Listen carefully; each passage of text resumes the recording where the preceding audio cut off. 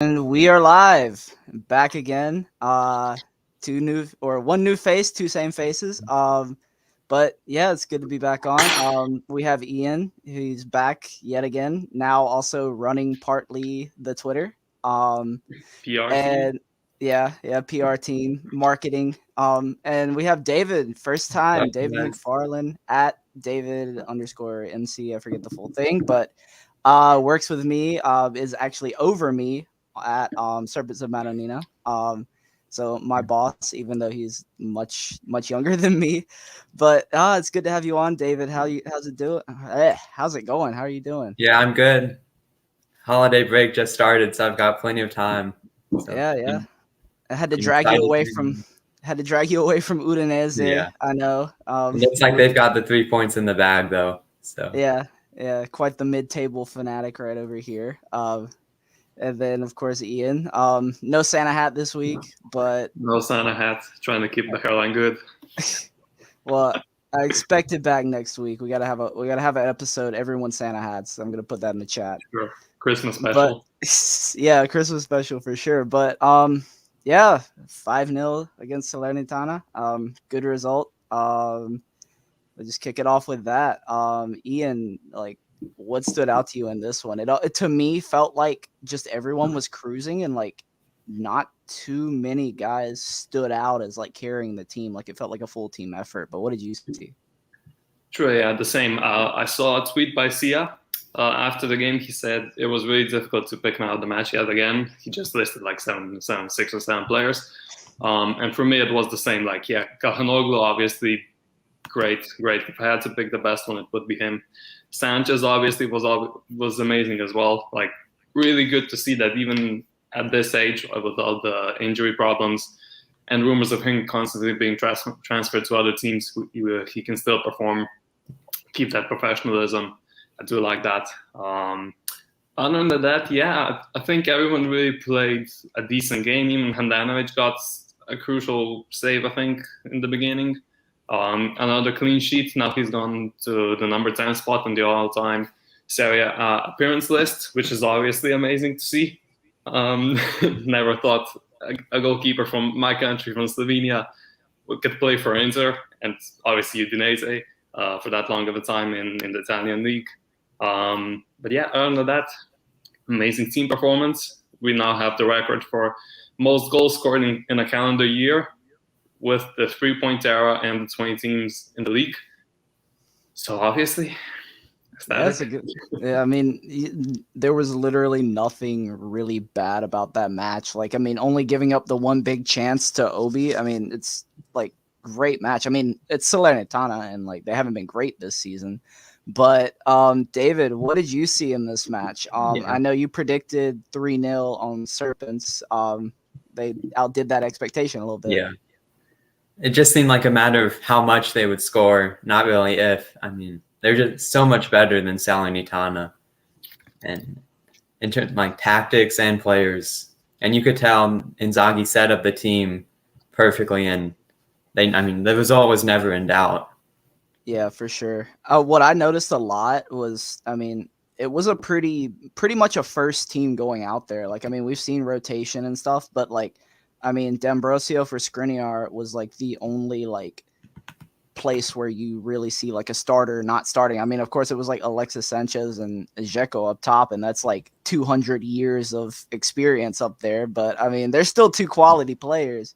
But to go out with such a strong team against such a bad team, it just to me it was very I don't know. I think it was just because we got Napoli Milan and this Yeah, weekend, so you really needed to get those 3 points because you're going to gain ground on somebody, if not both of them. yeah. It was a Um, statement of intent that we're going to be first place. And, yeah, 5 points now, I believe. Four or five yeah, points. Given the results tomorrow, of course. Time of recording, of course. Day before that match. This probably won't be on audio until after that match, so I guess we'll see what happens. But for me personally, I'm hoping for a draw on that one. I think getting 2 points on both of those teams would matter more than getting three on just one of them. Um, but yeah, what do you guys think about that match? What do you want to happen in that one? Let's start with David. Yeah, I think a draw would be best, obviously, because both teams drop points. But I don't think there's a bad result because we have first no matter what, and 3 points on Milan, that's pretty big because they are direct second place. And if we leave Napoli even further behind, that brings the Scudetto race down to 3 teams, I'd say. Yeah, yeah, for sure. And I mean, both teams are really injured right now. Like, Yeah, neither team, like, the was injury it? report is pages long for that one. Yeah, it's like 6 guys out on each side. I mean, it's rough. I mean, it's kind of a shame, I'll say it from a neutral standpoint. It's a shame because like that could be a fun match and like it's a lot of good players missing, but from a non-impartial side, like from looking down at it from top of the table, like it's great. Like let them battle it out, let them be ragged.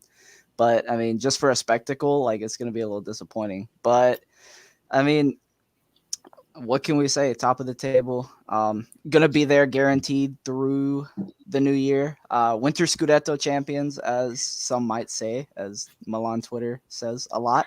But is that kind of something that worries you? I know I mentioned it at the like the back end of last episode. But do you guys think that like the Winter Scudetto title, does that kind of add pressure? Like, I mean, I don't think players really mind it too much, but I mean, we've seen in recent years like being top at the halfway point is, or not really halfway, but at the end of the calendar year can be, something that has its pitfalls. Ian, I know you've seen some teams. I know you've been around and seen us be Winter Scudetto. I remember 2015, 14, 16, I think. Yeah, 14, 14 15, also. yeah. Yeah, like those years and then just massive blackouts. I don't think we'll see anything like that, but do you worry about, the pressure of being top during a break like this? I would if this was the same team that didn't win the Scudetto. Because now they have a little bit more of that championship mentality, certain expectations. I don't think they fall under pressure as much. They're more professional. Like if we take a look back towards the years of Spalletti, Mancini, De Boer, all those managers and the players, the squads that were back then, I would be more worried because it wasn't a bunch of players that knew how to ride out that wave of expectations of matches, of the pressure of being first. This team now we have now we have certain players that I think are more key to the locker room, that can perform under pressure, keep other guys motivated. And with that, I think it should be much easier. I think I even saw a tweet by someone saying if we were second, trailing up to like 5-6 points, or even first at the mid-season break, we should be champions easily. Just because we have the quality of the squad, the depth, the management, the certain players, the characteristics of these players, and everything that happened last season when we won the Scudetto after 10 years. I think all of that piles up to us. Hopefully, fingers crossed, touch wood, not losing the Scudetto in the end.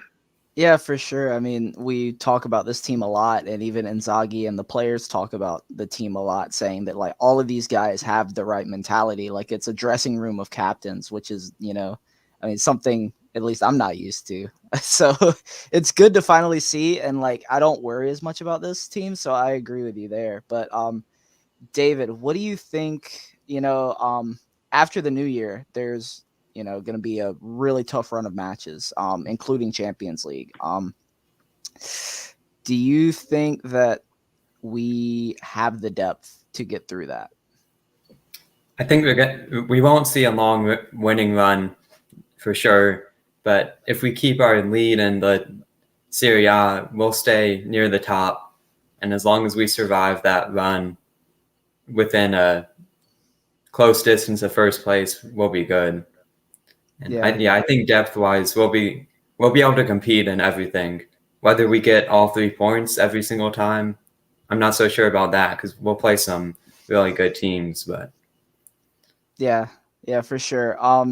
I've even seen, and I kind of agree with that. If that run ends and we're 2, 3, 4 points back, That's still great for us because if we get all those matches out of the way and then like it's everyone else has to do that, it evens back out. We saw it at the back end of this year that we're going through right now, where it's been like cruising through the bottom half of the table for the past month, basically at this point. Hristo's trying to bully us in the comments. I'm quite ugly faces. Well, where are you at, bro? We need one more. We need the Infinity Stones. Give us another ugly face, bro. Come back. But he also says Torino will be a tough match. I agree. I agree with this one because I really rate Juric as a manager. His Hellas Verona teams, he did so much with so little there. And I don't think we ever lost there when Juric was manager. I don't think we lost. I think we drew there. But like it was always a tough match against them. Of course, this will be at home, which is a little bit more of an advantage for us. But I always, when I see his teams, I do. I don't want to say I worry, but I definitely put those matches into, a different category, kind of a mid-table category. Depending on like, it doesn't matter where they are. I know they're lower mid-table right now, but I still think that's a tough team. I want to go to David for this one, the mid-table expert. Yeah. Have you watched any Torino this season? Like, how did they look? I haven't watched too much of them. Yeah, they've been pretty good. It's going to be a close one no matter what, because they lost to Milan, Napoli, and Juve 1-0 each time, and their defense is rock solid. So we're gonna need a big game from Dzeko to get past them, especially with Bremer. Oh yeah, he's supposed to be really good. I know. Yeah. And but go ahead. Sorry. They've struggled a little in attack, especially with Belotti out. But last weekend they beat Bologna 2-1, and it could have been 4-0. It was just complete domination. So if that's the Torino we see on Wednesday, I could see us scraping by maybe 1-0, 2-1. But we do have one advantage though, and that's they play tomorrow, so we get 2 extra days of rest. So okay. we can take advantage of that.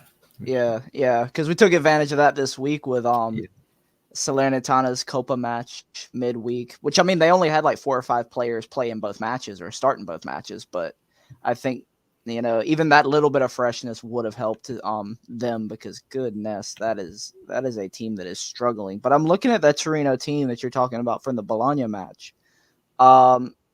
They've got some quality. I mean, Sanabria, he's a decent striker.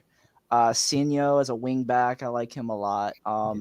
Bremer, of course, at the middle of that back three. But I mean, they've got holes like Milinkovic Savic in goal. He's been a backup for the past few years. Ricardo Rodriguez, he's not what he used to be. Pobega's a good player though. So I mean, they've got a mix. Yeah, Sasa Lukic, he's their midfielder.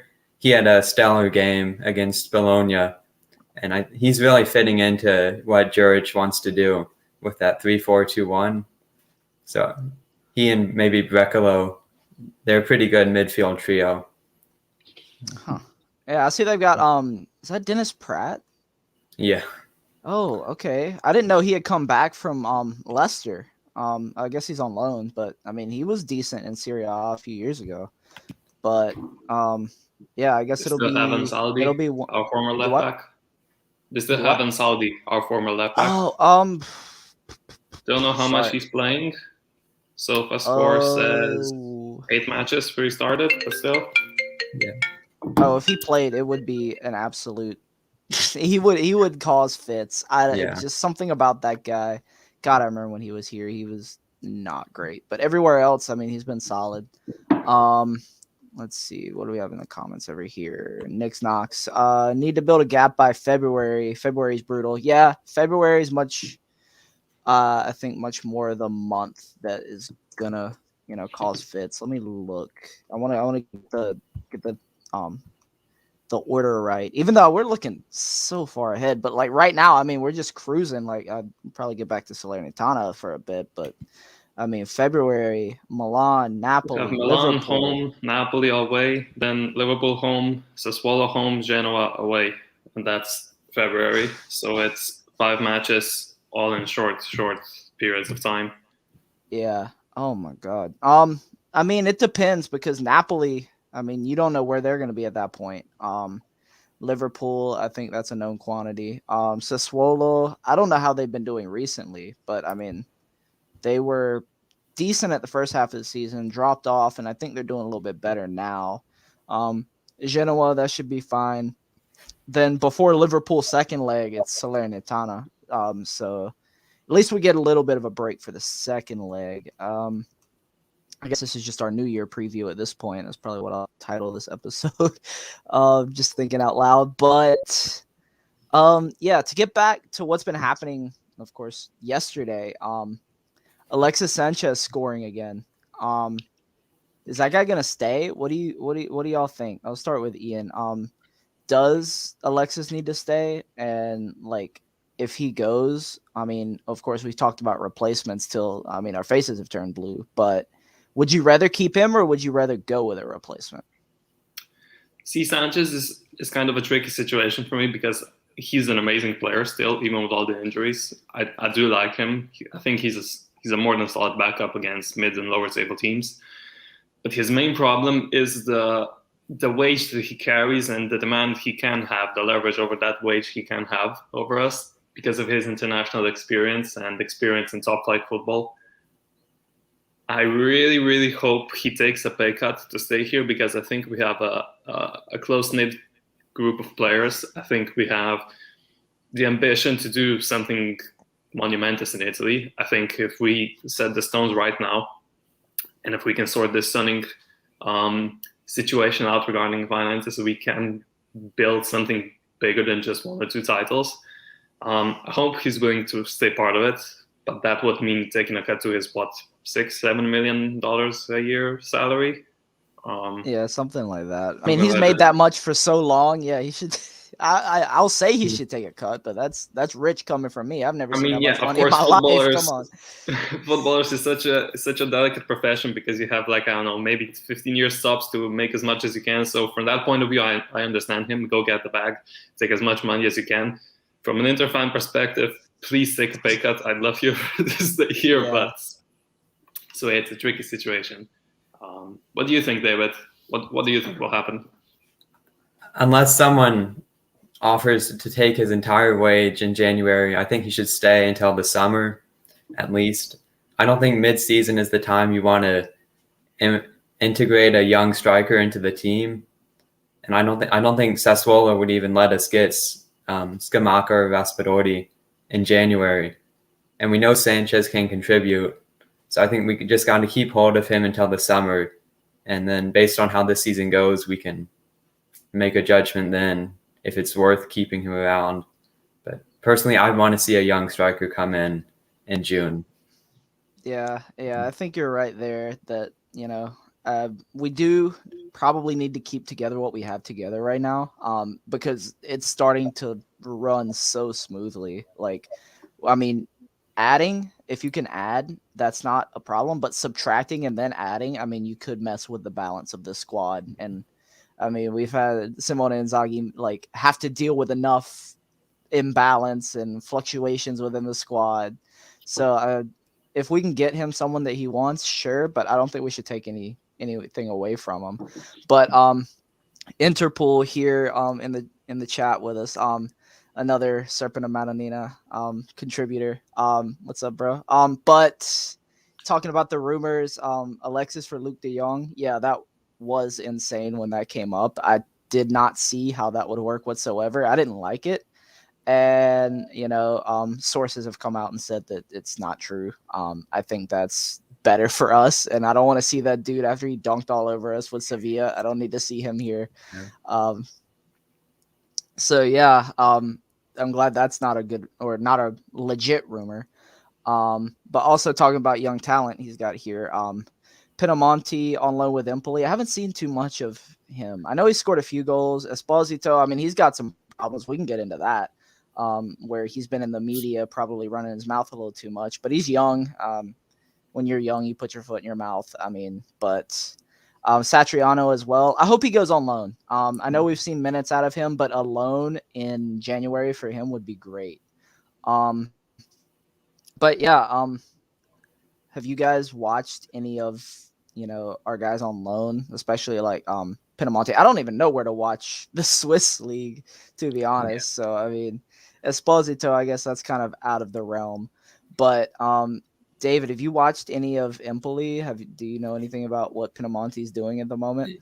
Yeah, they've been fun to watch, and Interful might kill me for this, but I think Pinamonti's level is at Empoli at a mid-table club, and he's been good for them, but I just don't see him having that special quality to contribute for us. How did I freeze? Maybe he could be a depth piece, but I think we could get maybe 10 million, 15 million if we sell him to one of those mid-table clubs, and I think that would be best for both parties. Yeah, you make a really great point, and I agree. I remember seeing a stat a while back that like he's made so many moves. He scored for like 4 or 5 different Serie A teams already, and he's a journeyman, and he's only 23. So. Yeah, he's hit that journeyman status at quite a young age, like almost like a Pavoletti or someone like that. I mean, he's a decent striker. I remember when he first burst onto the scene, he had an assist against like Sparta Prague in the Europa League and like a garbage game at that point because we were already eliminated. But yeah, I mean, I want to, of course, to see an Inter product do well. I mean, we haven't seen that, especially as a striker, since Balotelli, and I mean that was whatever degree of success you would call that. But I mean, I want to see one of these guys do well. I think the loans work if they're with teams that will play you and if they're teams with good managers. But I feel like Pinamonti going to places like Frosinone or just with Genoa. I mean, these are pretty rudderless clubs. Empoli is the club that has the most vision, I think, that he's been to so far.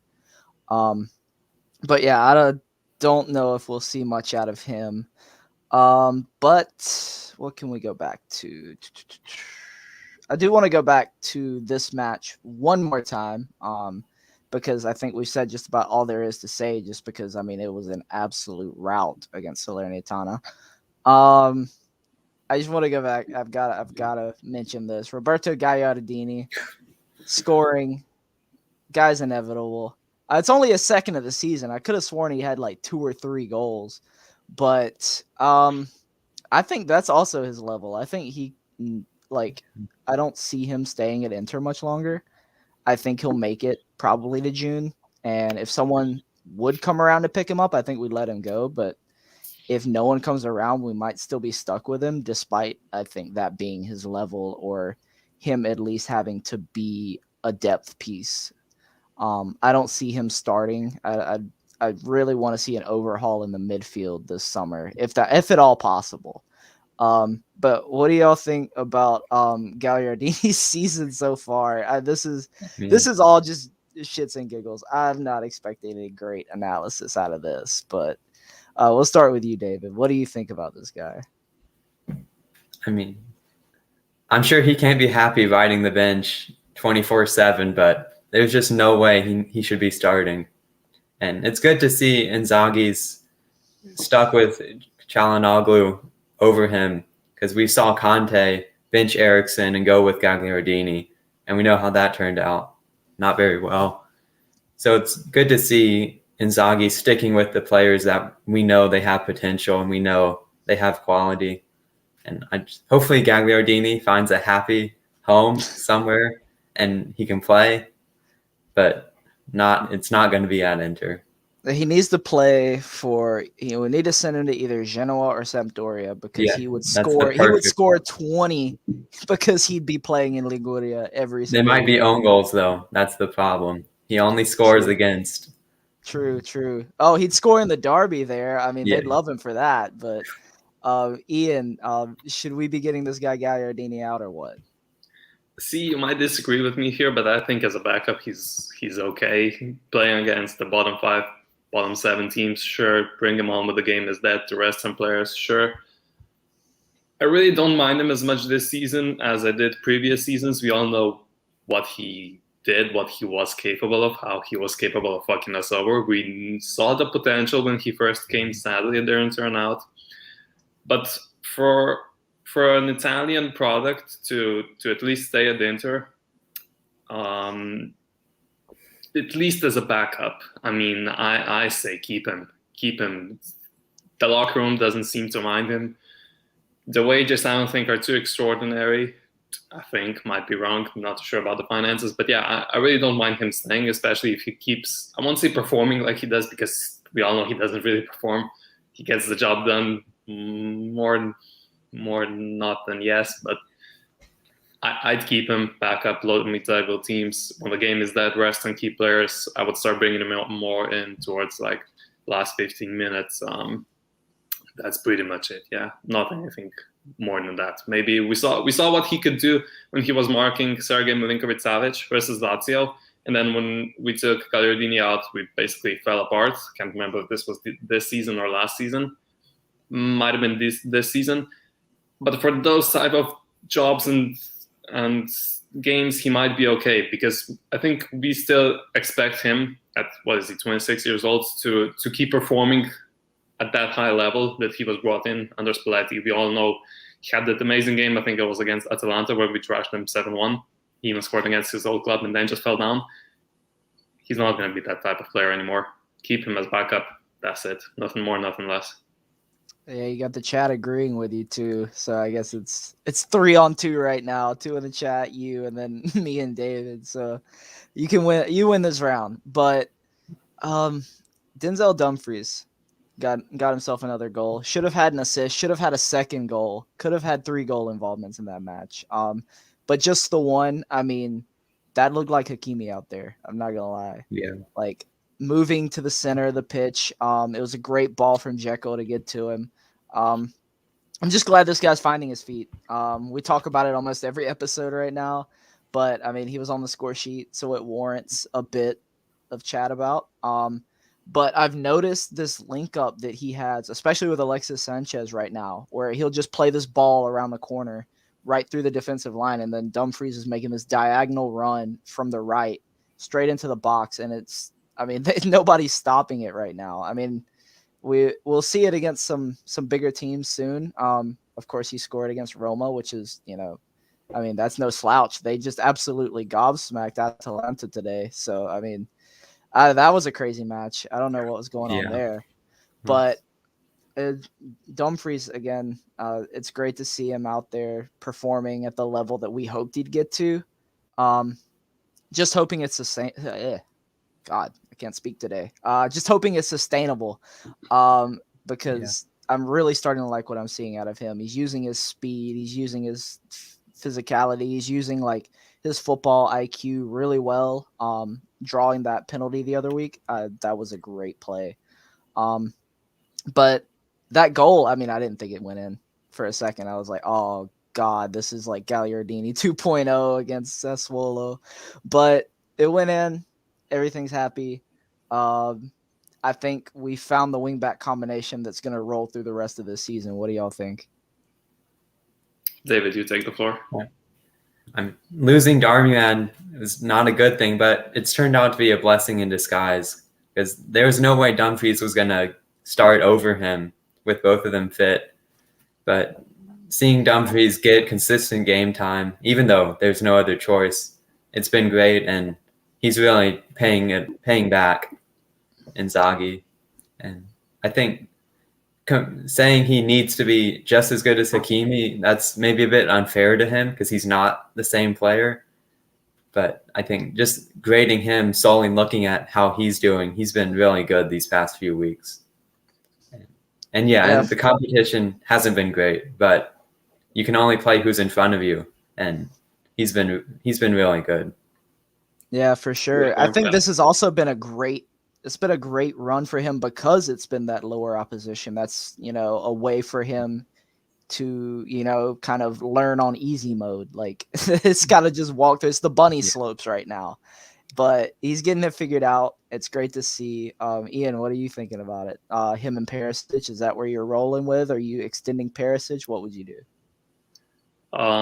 First, to touch on Dumfries, if you go a couple of episodes back, you can quote me on my concern regarding him.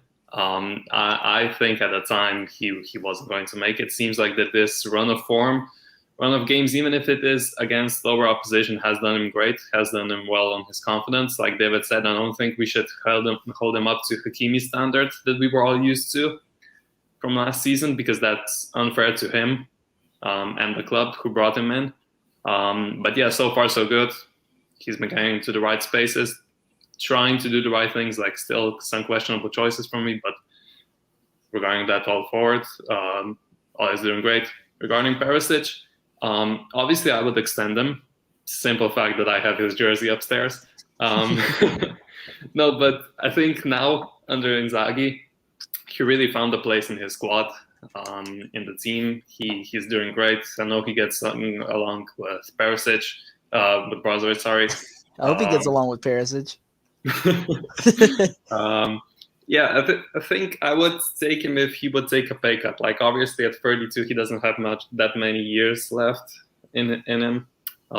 Especially at the role that he plays on the flank, you need to have your legs, your stamina, your pace, which he has been reliant on. Even the step overs that he used to do aren't what they used to be, you know. So if he can get the back somewhere else, fine. I just hope we reinvest the money, great. If not, take him for a lesser wage. Let's say like that. Yeah, I'd say just let him decide. He's contributed a lot, and I'm sure it wasn't easy shifting from a left winger to a left wing back. And I mean, he adapted, and he's done a great job. So I'd say if he wants to stay here, we should give him the money because he deserves it. And if he wants to go finish his career in Germany, maybe he could do that too. And yeah, I agree with Interpol. If we are going to let him leave, Kostic would be a great replacement because we know DiMarco, he's a good backup. I wouldn't give DiMarco a starting role, but as a backup, he's good. So. Yeah, for sure. I don't think DiMarco will ever be starting quality. It's great to see him as a backup. You know, he works hard. He, is a threat still from set pieces, and that's, something really valuable to have off the bench. But yeah, if, maybe it's a little wild, but, to kind of go off of what Interpol has said, Perisic in phenomenal form. The only reason I wouldn't extend if we could get Kostic, because his contract with Eintracht is expiring. What if this is just Fantacalcio, whatever you want to call it, but Perisic takes this pay cut? It seems like everything that's been said right now, like they're going to negotiate. It seems like he might be willing to. If you can get him on that cut wage for, let's say, 2 more years, you bring in Kostic same summer, but it's a matter of phasing Perisic out to bring Kostic in. You start with Perisic as your starter while Kostic learns the league, learns everything. And then once he learns, you start playing him more than Perisic, and then Perisic can just be the backup. I don't know if he would settle for backup, but I think that would be like a good combination. I would take that on the left. Sort of like Dumfries and Darmian. Yeah, but without the injury. Yeah, that would be perfect. And then maybe DiMarco can be our backup center back. Yeah. We'll be losing. He's such a what's the word? Wow, I'm blanking on a very easy word at the moment. Versatile. But yes, that's the one. God, what is wrong with me today? But yeah, DiMarco is very versatile. Like, I mean, at left center back and left wing back, I think he's a little bit better as a left center back. Yeah, I like what I've seen from him. Yeah. Same way that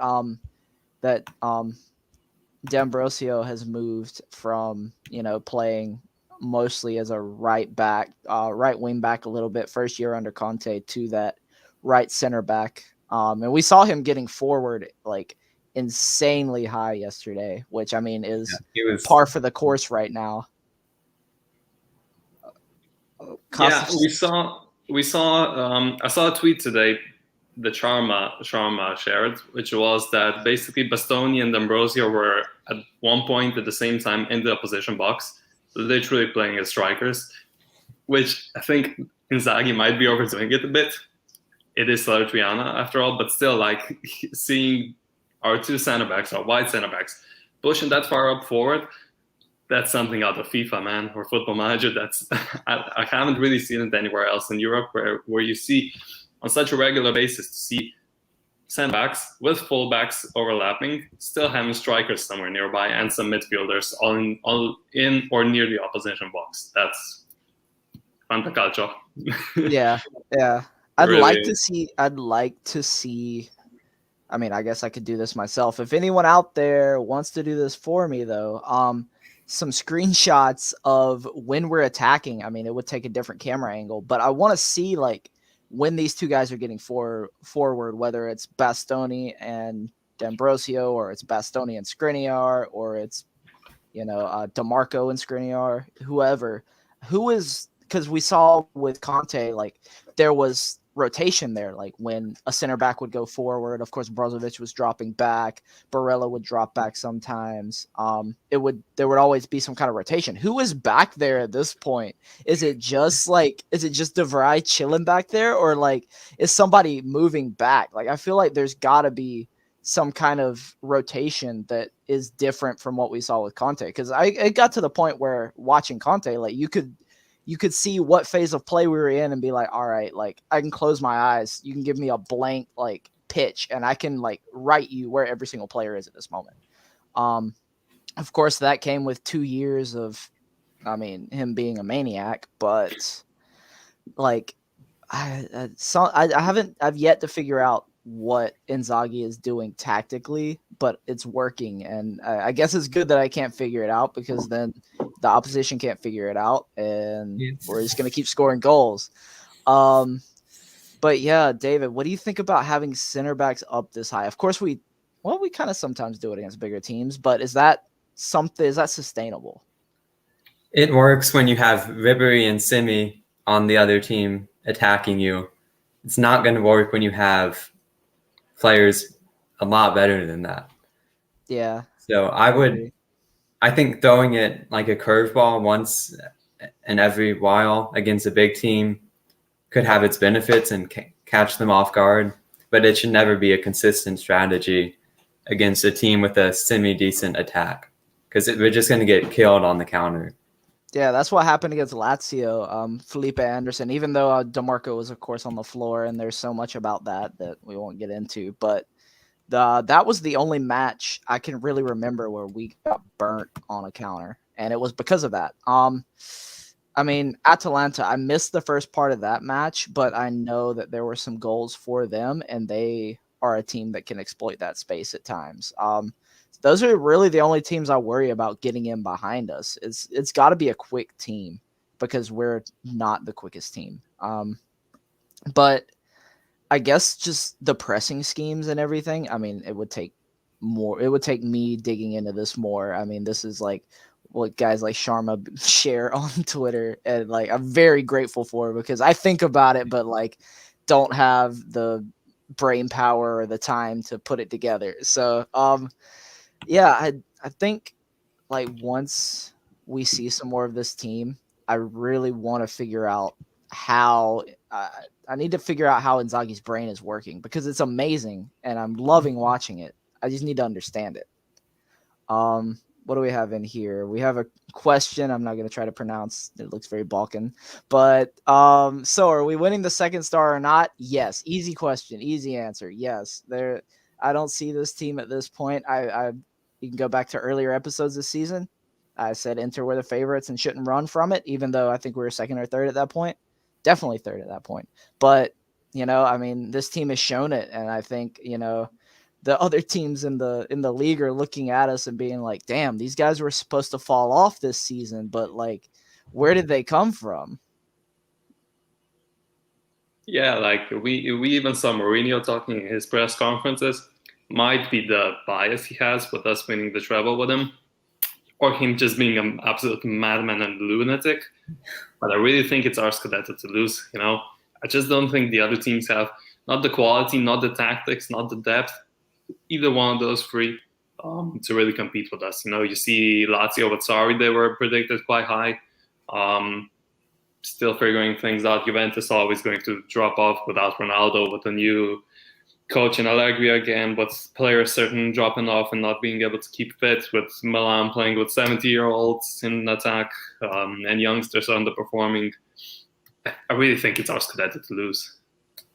The only team that really worries me is Milan, and that's only if they have a big winter window, because they have the core to challenge for the Scudetto, but I mean, you can't win anything with Salamaker starting as your winger. So, but I mean, if they open up the wallet and if they spend in January, I think we could see a real Scudetto race this season. But just we're so good right now. I can't really see anything other than an Inter win. So I'll say yes. It's time for the second star right here. Yeah, it'll look real nice on there. But yeah, I'm hoping it's more than 2, of course. Like I'm hoping that we're gonna run off, a few more titles, whether it's, I mean, first trophy opportunity this season is gonna be Super Copa coming up in a few weeks. I think a few weeks, right? Yeah, I think the second week of January. Good God, that's close. Yeah, January 12th. Goodness. But, I think if we win that and we keep this momentum going, these guys, this specific group sees, God, I lost my train of thought. This specific group sees a trophy and sees that they can do it. And Inzaghi, they see that Inzaghi can win. Of course, he's won trophies everywhere else. But, I mean, I think that would be a big statement of intent. If you go ahead and you get that trophy, you beat Juventus. I mean, after the shit they've pulled in the last 2 matches we've played against them, they've needed penalties in both. I think we're running this off easy. Speaking, like I said, ours to lose. Yeah, and speaking of Juventus, they won today, correct? 2-0. Yeah, okay. So, yeah, I'm still not worried about them, honestly. I mean, they're sitting 6th right now. Yeah, Inter, Milan, Atalanta, Napoli, Roma up to 5th. Juve, Fiorentina could move back up to 5th. Yeah, it's interesting table right now, but you can almost start to see the divisions of who's going to be competing for what part of the table. Like it's starting to look like it's going to be Inter, then like your top 4 battle, and then like some like Europa Conference battles. Like you're starting to get that stratification in the table, and it's starting early, and it's looking pretty good for us too. Yeah, it's very pretty. It's lonely at the top right now, so I'll take it. Yeah. Have we run out of things? Is that everything? Can we touch on Christian Eriksen for a second? Since that has been pretty big news, pretty sad. Yeah. I still think if he was healthy and if we still could have brought Calhanoglu in, that would have been an amazing midfield. Seeing what Inzaghi does with midfielders, we see Calhanoglu, him getting confidence, his recent run of form, 6 goals and 6 assists in the last 2 months, I think, something like that. Absolutely amazing. Imagine what Eriksen could do. Not saying that he would be better or anywhere near. I think they're 2 completely different type of players. But I still think he would have done great. Maybe as a Brozovic backup, just staying back, controlling the tempo. Maybe he would have transformed into a tackling monster like Calhanoglu did. Now, we see him dropping back, making crucial tackles, everything like that. Maybe it could have been one of those what-if scenarios. What could have happened. I wish him all the best. Seems like he's going back to Denmark or to Ajax. Really unfortunate what happened, but all the best to him. Yeah, of course. I mean, it's a very sad situation. Nobody's fault. I mean, it's worked out as great as it can. Like, of course, he's recovered. He has to leave the league because of health and safety regulations. But, I mean, Calhanoglu came in. He has filled that role perfectly. I think he works a little bit harder, honestly, than Eriksen would have, dropping deeper. Of course, Eriksen, I mean, world class at creating, moving the ball. But even when Conte started getting him to drop back more, you didn't see the same level of, flying in with a crunching tackle out of nowhere that we've seen out of Calhanoglu. But everything's worked out. I'm just happy he's alive. I was thinking about that the other day. Just the feelings watching that was awful. But I wish him the best. I think, of course, if he goes to Denmark, he's going to be the best player in the league. If he goes to Ajax, he'll be one of the best players in the league. Like, this guy still has the opportunity to have a great career. I'm not worried about him. Wish him the best. Of course, a subplot out of that is Inter are going to be fully compensated through FIFA and just private insurance. They're going to be compensated the value of the player and salary, if I'm not mistaken. So that's like 20, 30-ish million, I think 25-ish million that is going to be back into the accounts. And that could possibly be, maybe not a January reinforcement. I'm not sure how the books will work on that, but that could be, some open funds for the summer. Maybe that's someone that you don't have to sell because it's supposed to be a buy to sell year. But yeah, I think it's worked out the best it can. David, anything on the Eriksen situation? Yeah, I'm just glad he's okay, because stuff like that's pretty terrible, and I hope he finds another club that he can play at. And maybe it's not such a bad thing we didn't get Ajax in the draw after all, because I would not want to play against him. And as for how Inter's done without him, Çalhanoğlu, the results speak for themselves, and he's been excellent. So, and if we do get that money back that we invested on him, that's even better. Yeah, I mean that could be a Fratese. It's gonna have to be a midfielder, I would imagine. That would be some more midfield depth. Fratese would be my dream choice. Yeah, Fratese. Yeah, that's about midfield is slim pickings right now out on the market, but I imagine that's what that money would go to. Or if it's got to go to accounts, I wouldn't be surprised about that either. If we don't see any more of that just because of financial situations. But it's looking up. It's not gonna hurt us too much. I'm looking forward to whatever the send off is for Eriksen at the stadium. I know he's supposed to be there for one of the upcoming matches. I'm sure that'll be a pretty heartfelt goodbye. Hoping that all turns out well. But are we out? Is there anything else you guys want to touch on? David, you have anything else? Yeah, I would just like to say I'll always be thankful for Eriksen for what he did against Milan in the Copa. Oh, yeah. That's probably been one of my favorite moments as an Inter fan, watching that free kick go in and then he kicked into form, and he was so good over those last couple of months. And I'm happy for him that he got to lift the Scudetto with us. And I think that was a great way to end his Inter career. It wasn't perfect, but it turned out in the end, and that's all we can ask for.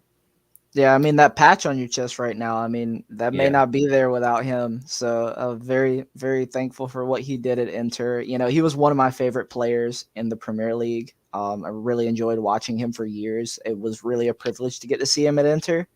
It is a shame it ended so early, but he said he came to win a Scudetto, and he did so. So, I mean, it's a great ending. He got a major trophy. So that's a career-defining, achievement. But wish him the best. Maybe Ajax pulls something off if he goes there. Maybe he gets a Champions League. Hopefully they don't have to beat us to do such. But can't ask for any more from what that guy did. Dealing with Conte subbing him on like 2 minutes from time. Just everything he dealt with coming right before the pandemic. Like, I don't know. He had it tough, but he persevered. Fern saying that free kick won us the Scudetto. I think in a roundabout way, that was the moment where everyone was like, all right, yeah, this is Inter's league to lose, even though it was the Copa. And that is a match. That's a match I'll never forget. That was a beautiful moment when that ball went in.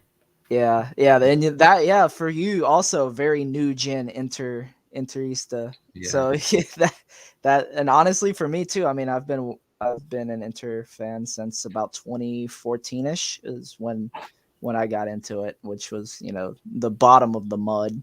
But the Icardi hat trick against Milan, two of my favorite derby memories so far. The Palacio back heel.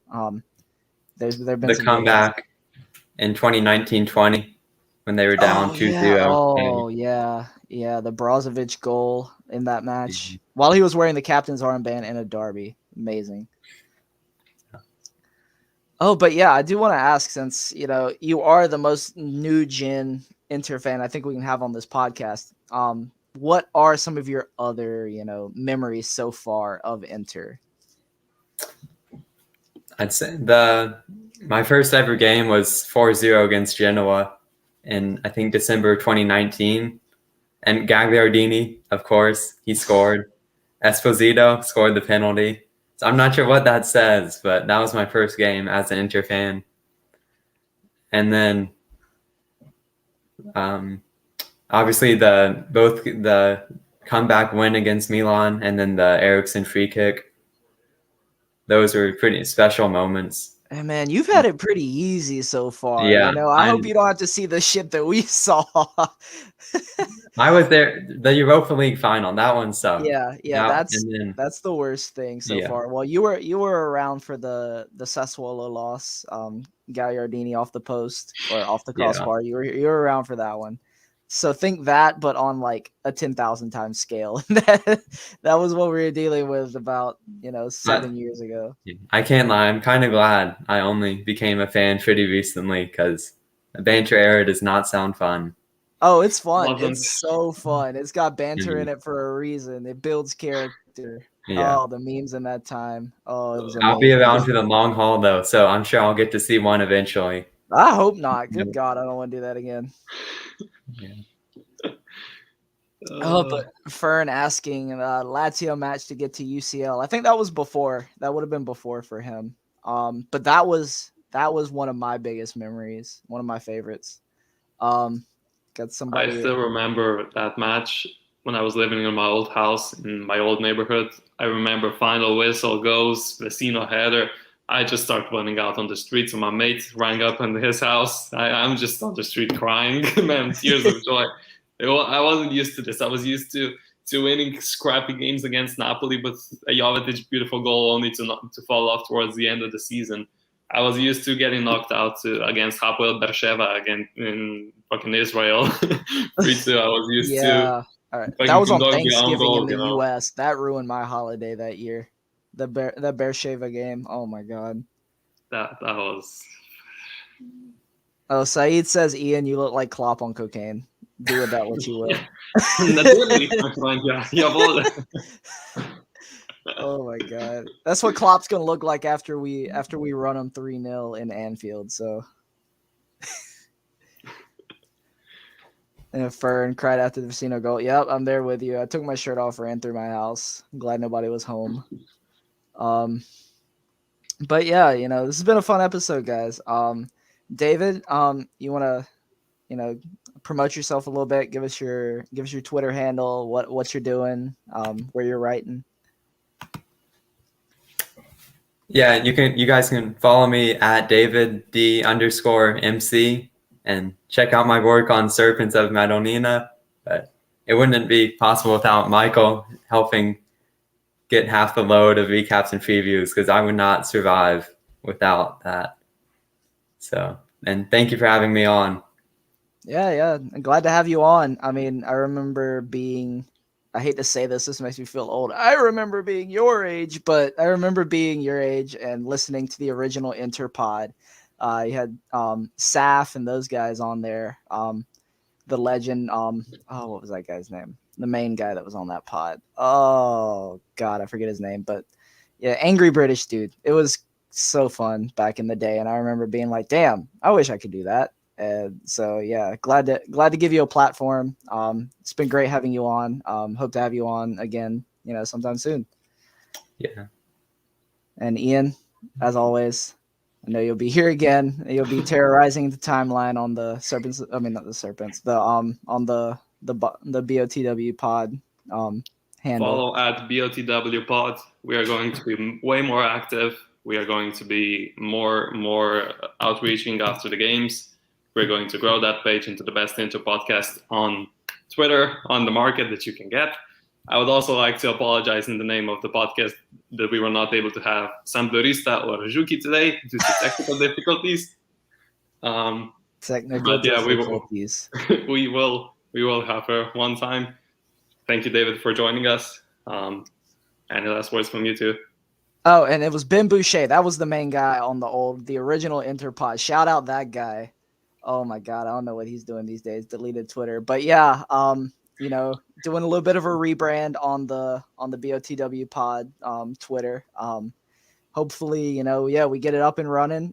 Ian's helping me out. I still tweet there sometimes. If it's in all lower caps or all lowercase, it's me. If there's caps in it anywhere, that's Ian. So that's how you can tell the difference between us.